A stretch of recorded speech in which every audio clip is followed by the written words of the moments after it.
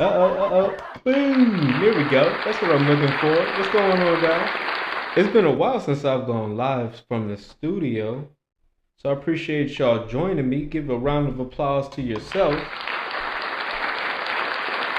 Give a round of applause to yourself. And happy Father's Day to all the fathers out there in the world. Y'all deserve some special attention this year. I'm a new father. My son just turned 1 about a month ago. So I think I got some fresh insights, a fresh perspective as a new father. I'm not claiming to be an expert or anything like that, but as a new father. Hold on. I want to just check my audio. Y'all bear with me while I check my audio. Make sure my audio is good. But as a new father, I feel like there's some things I want to touch on, and plus I saw a whole host of different Father's Day memes and things of that nature that I wanted to sort of react to. And instead of making just one reaction video for each meme, I figured I'd give y'all a holiday special, show you some of the Father's Day uh, the Father's Day memes that have caught my attention, and give y'all some thoughts about just life as a father, just life as a father. So y'all bear with me while I get this audio. I want to get my audio straight. I might be having some.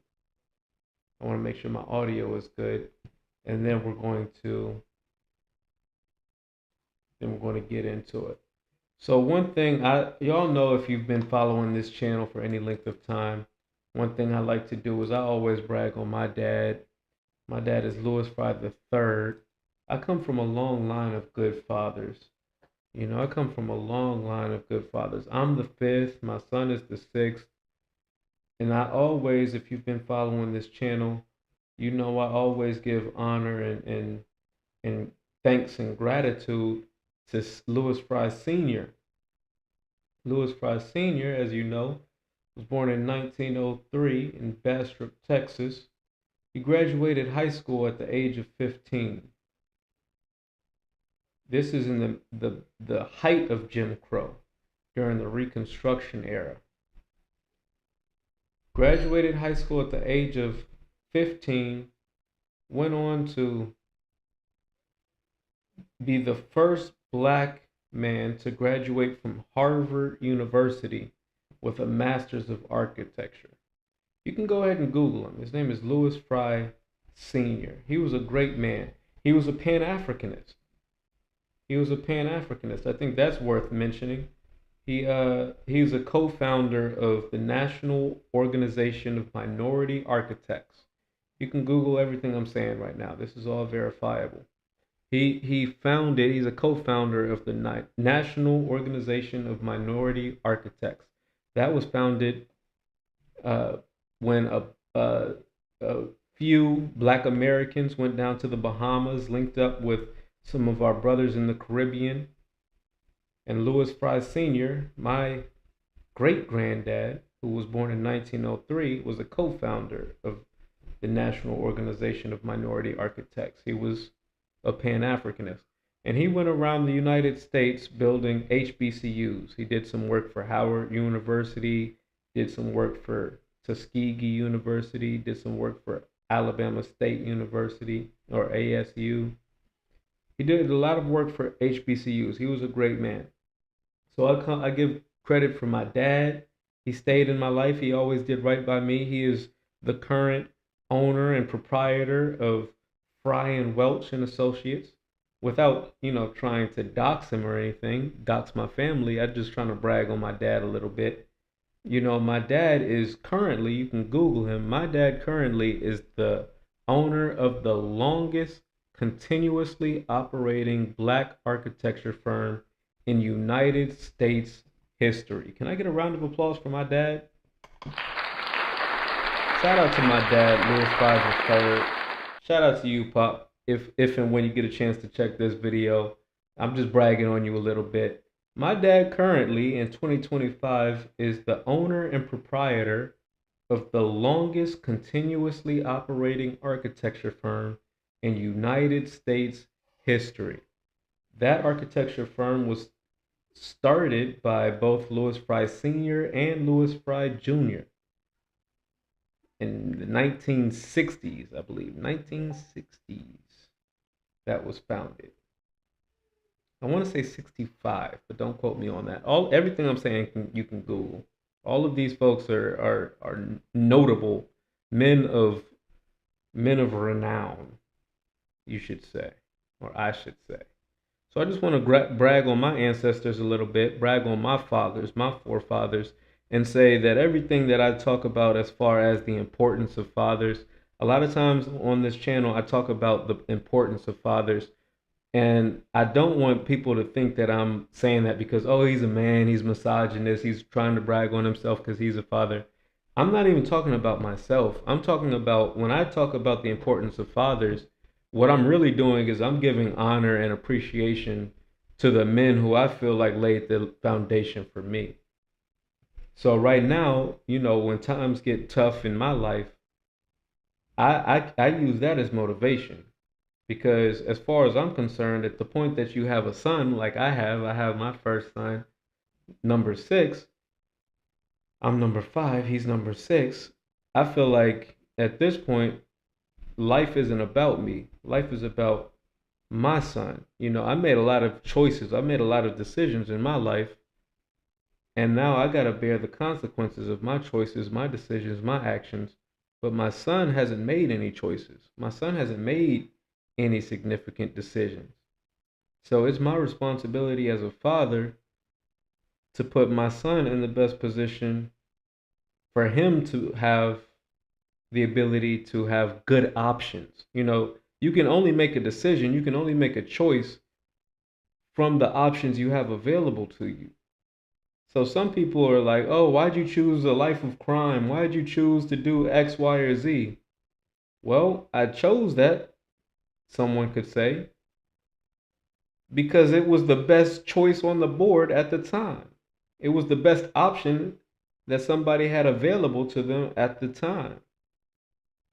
So as fathers, it's our job to make sure that our sons, not just our sons, not to be misogynist, our daughters as well, but specifically our sons, but our daughters as well, we have to make sure that they have the best opportunity. They have the best options available so that their decisions and their choices can be better. Their choices and their decisions will be better because they had better options. Our options might not have been so great. So our decisions might not have been so great. But if we can pass on better options, better opportunities, maybe our kids can take advantage of that. Well, at least that's the mentality I'm operating with. That's what I've been taught, from my dad, who I assume was taught from his dad, who I assume was taught from his dad, whom all we met. I should post sometime, I have a picture from back in the 90s with me, my dad, my granddad, my great granddad. Louis Fry Sr. was with us in the 90s. I think he lived to like 96, 97. So I have some images, some pictures with him and the family. Of course, I'm cutting up, acting a fool in that picture. That's going to be a picture for another day. And I don't know what happened to my music. I'm going to have to come back to that. So hopefully y'all are just, bearing with me as I'm getting my rant on, bragging about my lineage, my father, and my long line of great foundational Black American fathers. But without further ado, like I said, like I promised y'all know on this channel I come with a lot of different videos that we can react to, we can check out and enjoy. So let's get started with the first one on this Father's Day special. Let's see what we got here. Now check this out. Boom. If you were born before the 2000s, I just realized our parents really ain't give a fuck about us. They didn't give a damn. And taking my son, his phone to the school made me realize that. Nah, for real. I just thought back to being a child in the 90s. Mm-hmm. Like, I remember waking up early in the morning and hauling ass and being gone all fucking day with no phone. No way for my mama to contact me. I mean, can't even send a smoke signal or nothing. I'm talking about getting up at 8, 9 o'clock in the morning and gone all damn day. And the only thing she said was, make sure you home before the street lights For the street lights. Do you know how much damn time that is in between them? Like, that's 12 hours damn near, 9 to 9. You ain't giving a damn about have I ate. You ain't giving a damn about the streets that I'm crossing. You ain't giving a damn about the dogs that done chase me. You ain't giving a damn about none of that. The only thing you say is make sure you home before the street lights come on. I don't think we realize how much they didn't give a damn. They were just happy to get rid of our ass. It was summertime, we couldn't go to school. They were just happy, just go. Just damn go. Like, these kids nowadays, they don't realize the luxuries that they have. They got cell phones at 6 and damn 7. We had to worry about if we was gonna damn eat. That's a fact. Me and my friends, we getting together trying to get a damn $1 slice of pizza or $1 burger. Or we putting our little coins together so we can eat throughout the day. Because one thing about it, we ain't going back in that house. Nope. If you take your ass back in the house, you gonna have to stay in that house. Yeah. And one thing about it, you don't want to get caught in the house early. Now you gotta watch everybody outside playing shit and have fun without your ass. You rather sit out that door and starve before you took your ass in that house and get stuck in that bitch. Oh no, we ain't doing that. I'm talking about, but all day. Then when you walk in the house, they gonna have the audacity to say some crazy shit like, "You ready to eat?" What the fuck do you think I ain't? You duh. I've been gone since 9 this morning. I ain't even eat breakfast. I ain't ate shit. But some shit we might have jeweled from the store, or we came up with enough dollars to go to the candy lady and get an ice or something. But other than that, I ain't ate no substance. You damn right I'm ready to eat, mom. Nah, for real. If you Oh man, bro is kicking facts right there though. Of course, I grew up in the 90s. Y'all know I'm going to date myself on this one. I was born in 91. So everything the brother just said, I can 100% relate. And I'm from the South. I'm from Atlanta. So I grew up in Atlanta in the 90s. When you're talking about you not going in and out the house, bro, when you go in the house, you got to stay in the house. So people be outside. We drinking water from the water hoses. We not going back inside. That's one thing that this young generation these days, they're not going to know nothing about that, man. They got cell phones now. They got cell phones at the young age. My boy, he's 1 year old, already taking pictures, grabbing my phone every chance he gets. 1 year old. I'm talking about he'll run around in the kitchen, come out the kitchen, come to the living room, grab the phone out my wife's hand, start taking pictures. 1 year old. I didn't get my first phone till I was like 8th grade. Like, I don't think the younger generation is really going to understand. When you talk about generational divides, we are really headed into an era where the generational divide is going to be crazy. Because, mind you, for example, I was born in the 90s. My dad, I think he was born in like 1960. I know he was like 8 when Martin Luther King died. So I think he was born in 1960. My mom was born in like 1958. So while there were changes between my mom's generation and my generation, because my mom and them, they literally grew up in Jim Crow. Like they grew up in 1958. My mom was born in 1960. My dad was born. They literally were born into apartheid. Whereas me, I was born in 91.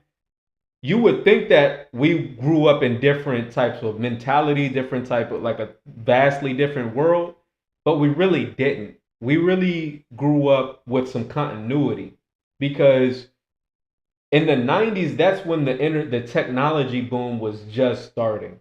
So up until that time, things were still pretty slow. Like when I was growing up, we still had yellow, like a phone book. What do you know about the phone book? See, my mom's generation, they had phone book. They had the green books, which would tell black folks like where you got to go if you're going out of town, when you go to a different city. Oh, my mom got family down in St. Louis. If we're going to St. Louis, you need to know what hotels you're good at. They used to have phone books specifically for black people. They called them the green books. That was in the 60s when my mom was a kid. Now, when I was a kid in the 90s, we still had yellow books. We still had the phone book. We still had yellow pages, white pages. We still had maps, physical maps. If you want to go on a road trip, you would print out. I remember we used to have AOL at that time, dial up internet. You would print out the map of where you want to go, and you would make your whole. This was before GPS was like a thing. People didn't have cell phones in their cars in the 90s. Like I'm talking about the early 90s. People didn't have like unless you had like a nice brand new car, people didn't have cell phones. They at that time, I remember my mom had a Saab at one point in the early 90s. Shout outs to the German engineering.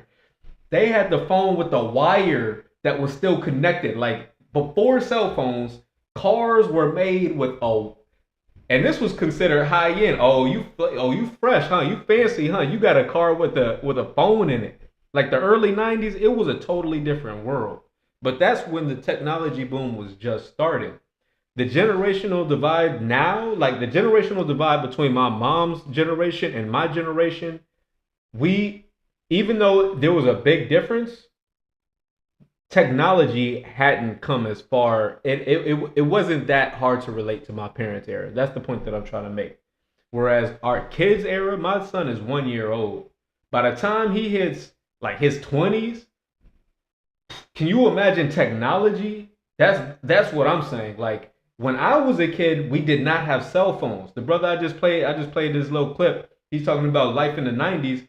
You go out early in the morning. Hey, mom, I'm going to school. After school, shoot, I might go play basketball. My guys down the street. I might be going X, Y, and Z. There's no cell phones. You don't know what I'm doing as a kid in the 90s, early 2000s. You don't know. I'm out in the world figuring life out. Ma, I'll see you when I get home. As long as I make it before the street lights come on, mom not asking too many questions. I just got to make sure I'm good by the time the street lights come on. Whereas now, everyone has a cell phone in their pocket. Son, I need to know where you're at. Now, you can't just trust your son to go down to the park after school. Things can get icy. You know what I mean? Things can get hot. Things can get icy hot. If you know what I mean. If you know what I mean. So yes, it was a totally different situation in the 90s. Whereas what we're going in through now, the way that our kids are going to grow up versus the way that people of my generation grew up, totally different. Totally different. But I digress. That's just clip number one. We got a whole bunch of clips to go through tonight. So this is a little marathon we're going on. For Father's Day. So be sure to hit the thumbs up button to support the channel. Let's check out the next clip. Y'all check this out.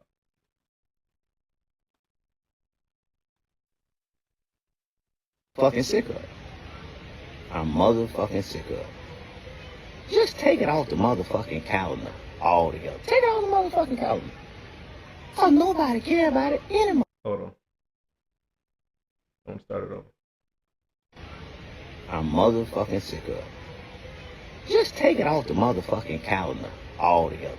So in case you missed it, Plies is saying, take Father's Day off the calendar. He said, do y'all agree?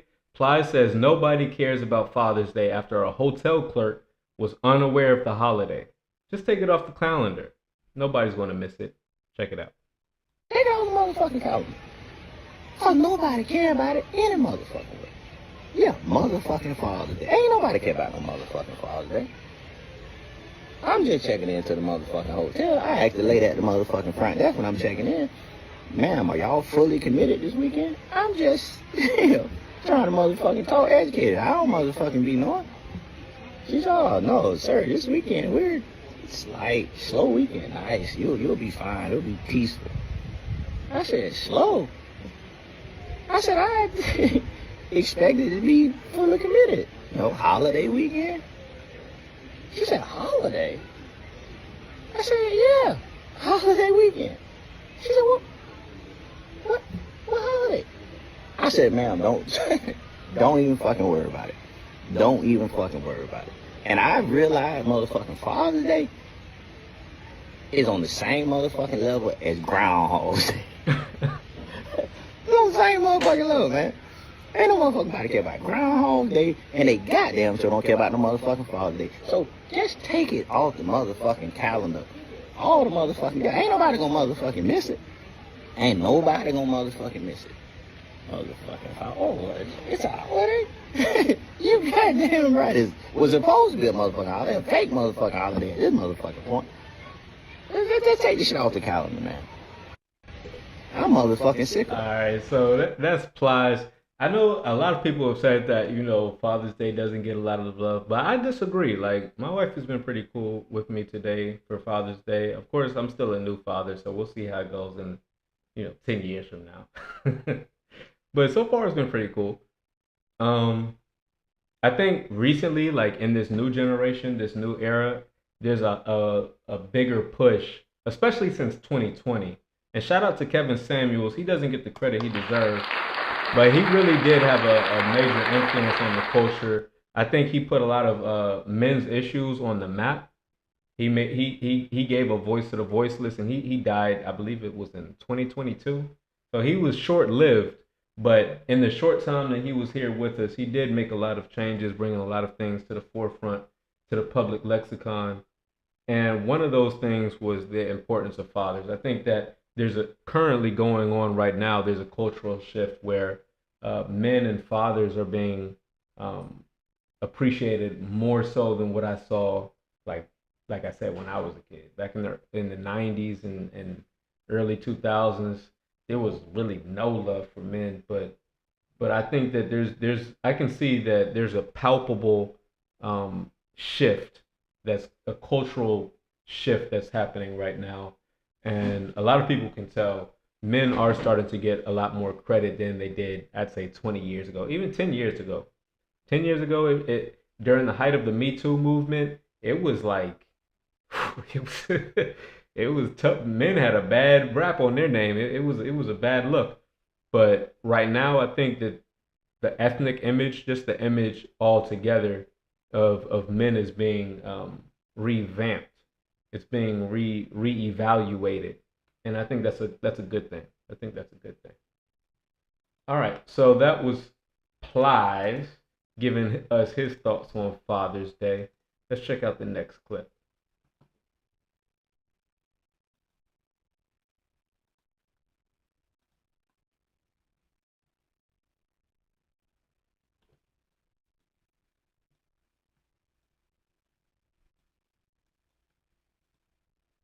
Oh,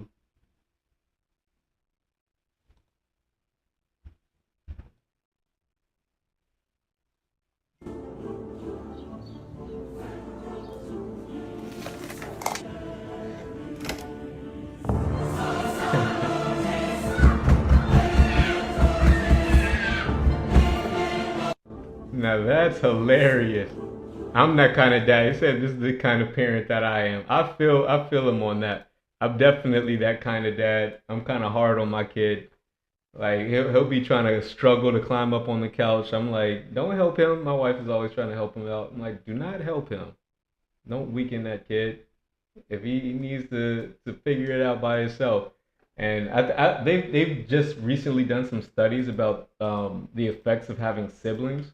There've been a lot of positive studies, especially concerning the middle child. They said that there's a lot of benefits to being a middle child and to having sisters. And luckily for me, I'm both. So round of applause. Yeah, I got lucky. I got lucky. But shout out to my sisters. I hope they're having a good Father's Day. Shout out to my sisters, man. They're good people. I think I sent them something earlier on that today. But yeah, I'm definitely that kind of dad. I like that, the fact that let them figure it out. Let them fight it out. They got an issue or disagreement. Don't expect me to save you from your bullies. You better go figure it out, because there's some bullies in the real world. There's some bullies in the real world. You're gonna have to figure out how to deal with that. Don't come looking for me every time you got a problem, you got a situation. You better toughen up. All right, next we got four more, by the way, guys. So if you're enjoying the clip so far, just hit the thumbs up button. Show some appreciation, show some Father's Day love. Hit the thumbs up button for me if you're getting any value, if you're enjoying the clip so far. All right, let's check out this next one. Uh-oh, uh-oh, uh-oh, uh-oh, uh-oh, uh-oh, uh-oh. Give me a second. This guy's pretty funny. I've seen him do a rant before. Let's check out. Let's see what this one's about. Off when I come home to my house and I look on the counter and I see cinnamon buns that my daughter made last night with a note, don't eat. Are you kidding me? Why can't I eat? This is my house. This is my kitchen counter. These are my cinnamon buns. That's my saran wrap you use to cover the cinnamon. That's my memo pad that you use to make the note. That's my pen that you use to write don't eat. It gets better. You open the refrigerator, they got their names on different food. This is Victoria's, this is Michael's. Daddy, do not eat this. What am I, an animal? This is my house. I can eat whatever I want. Anything under this roof is mine. You got that? When you get your own apartment, I'm going to come to your apartment. I'm going to eat everything in sight and put little post-its. Look what Daddy ate. Ah, ha, ha, ha, ha, ha. That's what ticks me off. Oh, that's hilarious. Listen, I feel where dude is coming from though. Like, when you pay for all the bills, when you pay for all this stuff in the house, which means this is not my food. I'll eat anything. He said, what am I, an animal? When I was growing up though, my parents had a rule, you can eat anything in the fridge. And I like that rule. That was a good rule for me. And I feel like that's a good rule. I'll probably keep that in my family. Because just like I said, at that time in the early 90s, I think kids were raised on like a more of a free farm, free range. It was like free range chickens. It was more like free range kids. Kids were allowed to, they called them latchkey kids, I think. Kids were allowed to kind of come and go. We had like a level of freedom that I don't think that the kids nowadays are going to be able to enjoy. Because things are a lot more dangerous these days. You got mass shooters, like shooting up schools and stuff like that. We as parents have to be a lot more cognizant now than our parents had to be in the 90s. So I think I'm going to be on my son. I don't think I can just let him like roam like I used to. Because I was allowed to roam. But yeah, but one good thing about being free range, you know, latchkey kid, when you come home, you can eat anything in the fridge. So, yeah, you got to figure out. I learned how to cook. I learned how to cook, especially when I was in D.C. You know, I'm from Atlanta, but I grew up in D.C. So by the time I moved to D.C. with my dad, oh, man, don't expect dad to cook nothing. Well, you better figure it out. That's sink or swim for real. For real. All right, let's see. We got 3 more. With that one down, we got 3 more. If you're enjoying the clips, hit the thumbs up, homie.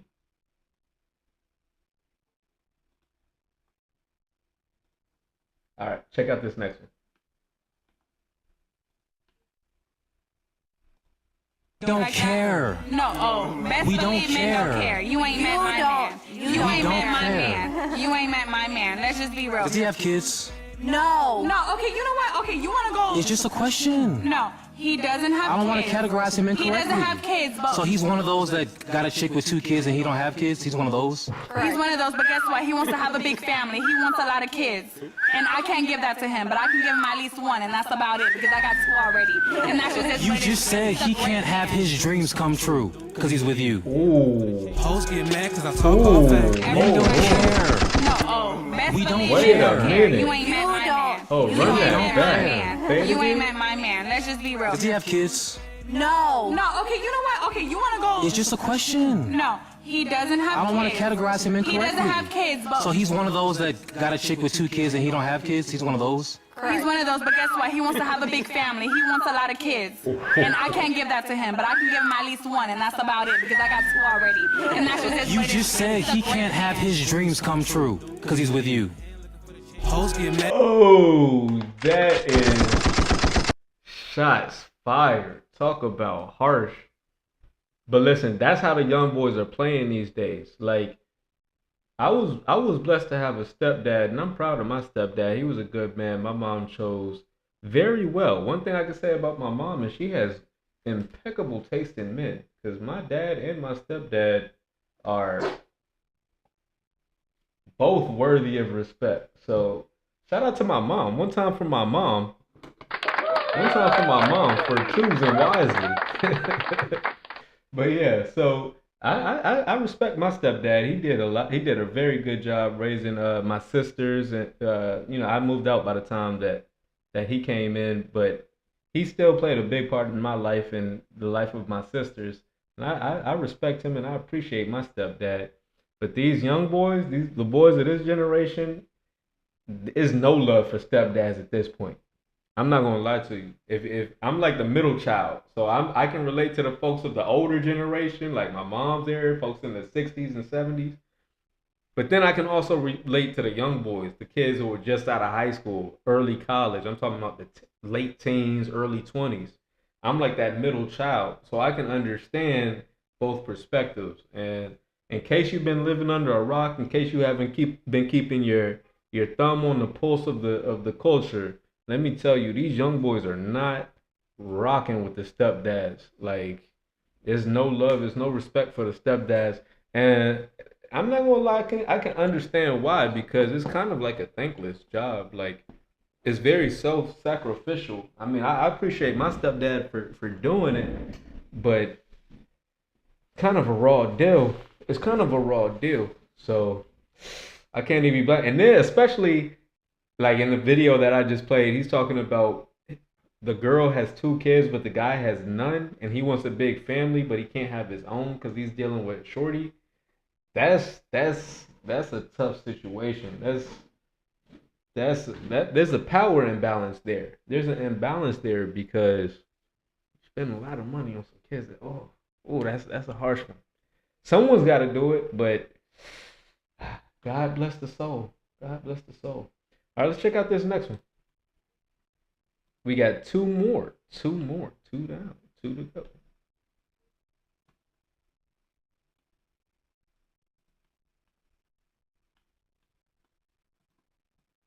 Uh-oh, this one's coming from Will Smith. Let's check out what Will Smith has to say. Let's check out what Will Smith has to say. Try to make it a little bit bigger for you guys so you can follow along.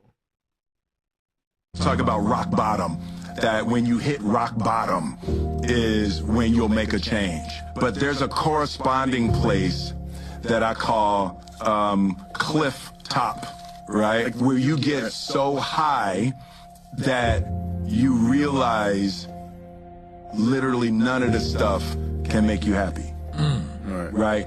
After you can get to the end of the material world. You get to the end of money. You get to the end of sex. You get to the end of fame. You have so much, and then you like go off of a cliff into the same kind of abyss that you'd be scared of slipping into at rock bottom. Right, where life loses all of its ability to sustain and please you. Right. And then the only thing that's left, the same thing at rock bottom, the only thing that's left at cliff top is you have to find what you're actually looking for, and what you're actually looking for is you. You're looking for you. When you have money, it's like, yeah, it's cool to buy things, but it's not the money. You like how you feel inside. It's unleashing a feeling inside. And at rock bottom and at cliff top, what you have to learn how to do is generate that feeling without anything external. You have to learn how to like you so much that you like being alive so much that you bring positive energy that's not generated by stuff, right? Because stuff is coming and going. Right. Like people are coming and going. Everything you have and everybody you love is going to rise and fall in your life. The place that we have to find is a spiritual place where we are good with us. We trust us. I trust myself. I trust God, and I trust life, that whatever happens, I'm going to make happy out of it. I don't need specific things to happen. People talk about rock bottom. That was deep. That when you hit... That was deep. A lot of people don't give Will Smith the credit that he deserves. Will Smith is an icon. In my opinion, he put out the album of the year of 2025. If you're into hip hop, he found a thin line between like conscious hip hop, but it's not conscious, and secular hip hop. He kind of found a middle ground between conscious hip hop and secular hip hop. And if you check out his album from this year, Will Smith 2025 album, I think he should be considered for album of the year. I think if Killer Mike was able to win an album of the year, I think he won a Grammy. Was that in 2023, 2024? Will Smith should be definitely in the conversation. Will Smith should be in the conversation. He's definitely underrated. I digress from the music aspect, but just reacting to the words that he just said, as far as a lot of people talking about hitting rock bottom, but nobody really talks about hitting the cliff top. That really resonated with me because, like, when I was growing up, and you know, I do a lot of reminiscing on this show. I hope y'all don't mind. I remember because my dad's the third, but I'm the fifth. You know, the fourth, he died prematurely, so God rest the dead. My brother, the fourth. But ever since I was a kid, I might have been 4 or 5 years old when I started asking, you know, what happened to the fourth? What happened to my brother? And my dad would be like, you know, he passed, he died, he's not here anymore. And I would say, well, how do I know I won't die? How do I know, you know, what'll happen to me if I die? So you're gonna have a number six? Like, what happens to me if I die? My dad, I'm talking about 4 or 5 years old. This is one of the earliest memories that I have of my dad telling me about my lineage and whatnot. And when I would ask, oh, what would happen if I died? My dad told me I'm not allowed to die. He said, you're not allowed to die until you have a son. And I was 4 or 5 years old when he told me that. And you know, when you're a kid, anything your parents say, you want to believe it. Like if your parents say, that babies are born because, you know, a stork flies them into the house. If a parent says Santa Claus is real, you know, kids will believe anything. Well, my dad told me that I'm not allowed to die until I have a son. And I was 4 or 5 years old when he said that. But I believed it. I believed it. Not only did I believe it up until, you know, I was like in my mid-20s, mid-30s when I thought, well, this isn't really going to keep me safe. He was just saying that. But truth be told, I think on some level, I believed it all the way up until I had my son. I believe I had that mentality of I can't die until I have a son, really up until the day I had a son, because I can just think about a lot of situations I was in, you know, a lot of dangerous situations I was in. I can talk about you know, my choices to join the army. I can talk about some stuff that happened down in Florida. I can talk about some stuff that happened in Atlanta. I can talk about some stuff that happened in Mozambique, South Africa. I could talk about some dangerous situations that I've been in. And every time I was in like a really dangerous situation, I never really was afraid because I always felt like, what's the worst that can happen? Nothing's going to happen because I haven't had a son yet. And that really, truth be told, that really motivated me in a lot of different situations. I always felt, up until the day I had a son, I felt a level of invincibility. I kind of felt invincible. I felt like nothing can really stop me. Nothing can kill me because I haven't had a son yet. And my dad told me I can't die until I had a son. My dad told me that when I was 4, when I was 5 years old, and I believed it. I believed it. It's like, well, yeah, I got people. I'm getting into situations that I'm not going to talk about on the internet, but I'm getting into situations, some real sticky situations. And a lot of people would have folded under different circumstances. A lot of people would have been scared to make some decisions that I've made in my life. A lot of people would have been scared to go on some adventures that I've chosen to go on. But I was never really scared. I was really adventurous. I felt invincible. I made a lot of like adventurous, dangerous decisions because I always moved with the mentality of I can't die until I have a son. Like it's impossible. Like bullets fired, but it's not going to hit. It's not going to hit because I haven't had a son yet. So I say all that to say, when you talk about the cliff top, See, people always talk about the rock bottom, but people never really talk about the cliff top. Once I had my son, I was like, uh-oh. I've been living my whole life thinking I'm invincible because I can't die until I have a son, but now I have a son. So that shield of invincibility kind of got stripped away on some level. And you know, Will Smith, he might have been talking about the financial success as far as cliff top, but I think that there's more than one way you can look at it. Cliff top to me was having my son. To me, that was the pinnacle of my life. Like, hey, I've made it. I can die now. If I die, hey, God forbid, I don't want to die. You know, I hope to be here to raise my son and all that good stuff. But even if I don't, if I'm gone tomorrow, my son's still here. I did my job. Number 6, good luck.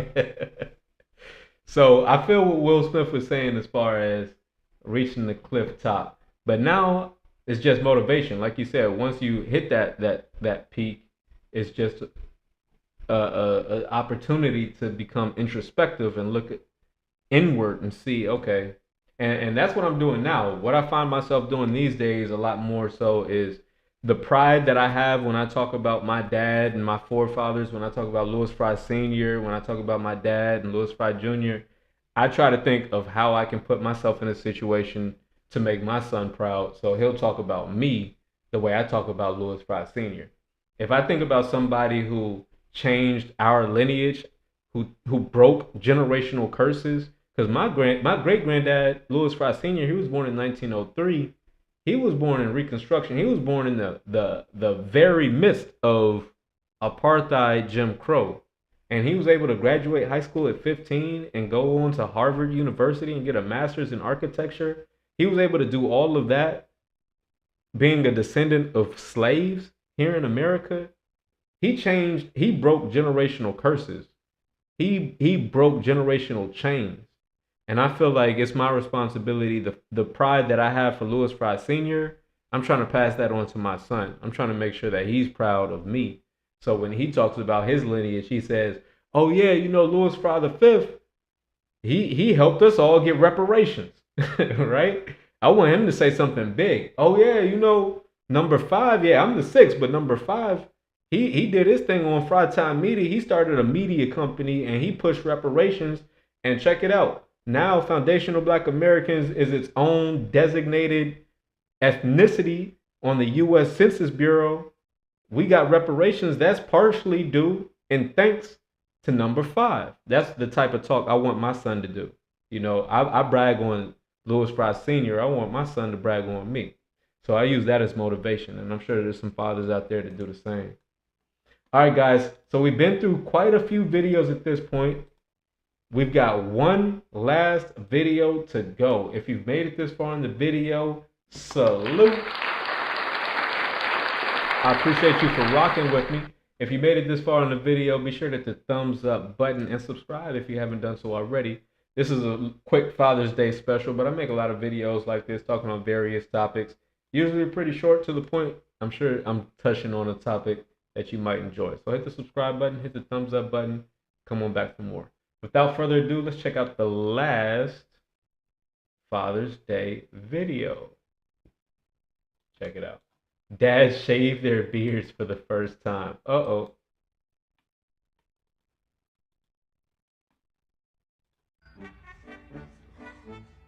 Eleni, come here, mama, come here.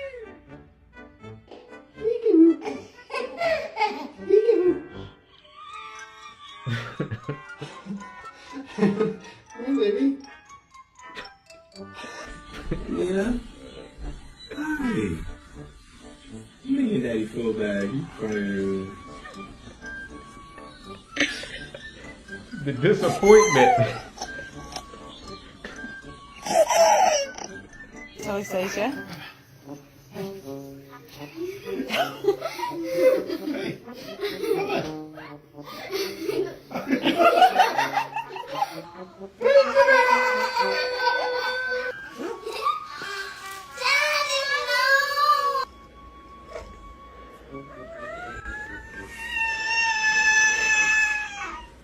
Look up here.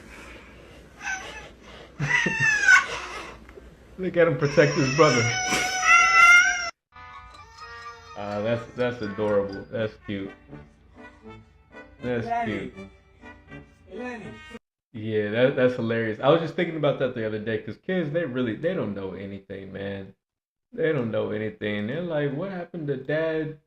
Is that dad? Who is this without any hair? Who is that person? When you start changing your appearance, and that's why. Yeah, let me. I'm gonna digress. Start talking about the makeup and let me digress. But kids need a certain level of consistency from my perspective. You let me tell it.